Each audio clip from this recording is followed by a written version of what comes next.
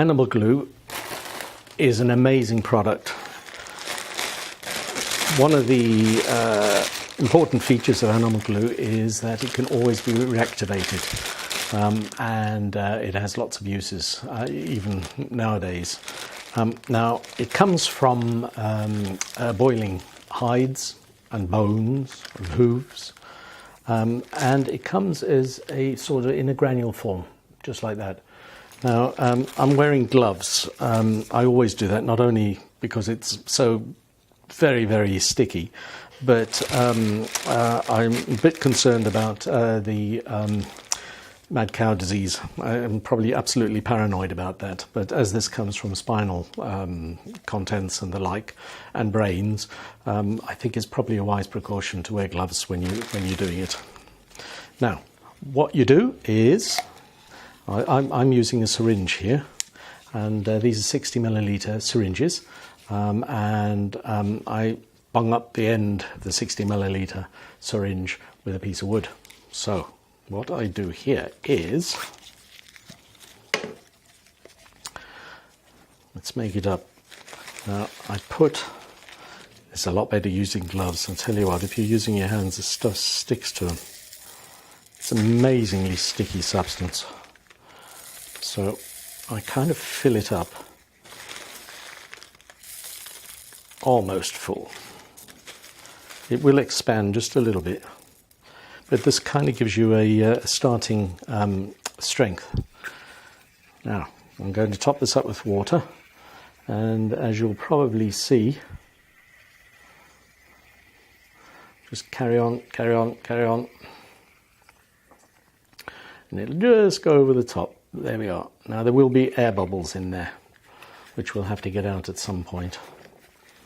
I'm just going to pop the plunger back in. I think another reason for wearing gloves is it's highly likely that there are insecticides and bactericides and all sorts of stuff put in with this glue to stop it going off. As those people who have used it will know, if it's allowed to stay wet for any length of time, it becomes putrid because of the action of bacteria.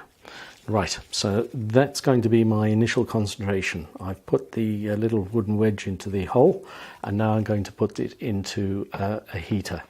Now, it could be that you can get a baby warmer. Baby, not a good idea to put a baby in that. It could be that you can get a baby bottle warmer that doesn't switch off. Those I see, the more modern ones, do switch off. They go off in about 5 minutes or so. Which is not really what you want. Anyway, if you can't get that, just get a pot of water, or something that can be kept a little bit warm. It's really important that you don't get this glue above 50 degrees centigrade. If you do, it actually degrades it. A lot of people would say that heating it again and again and again actually improves its strength, but in my experience, that's not the case. It doesn't happen. So there you go. When this dissolves in the heat, you're going to have lots of little air bubbles in there, plus also it's going to be warm.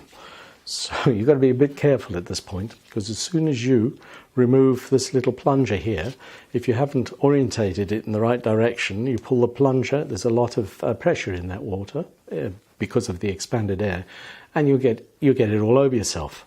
So you just pull that out like that, and just squeeze a little bit, and you get rid of the air. Now, you can then keep it in these, and it's ready for use. You don't have to refrigerate it. You can actually thin it down as well, if you prefer to do that. Well worth a try using animal glue.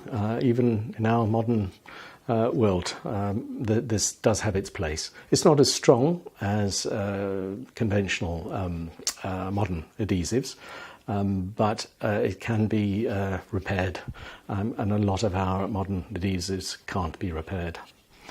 I hope you find that helpful. We hope you found the tutorial interesting, informative and easy to understand. If you would like to learn more about French polishing, please look at our other furniture restoration modules covering topics including furniture reviving, staining and patination.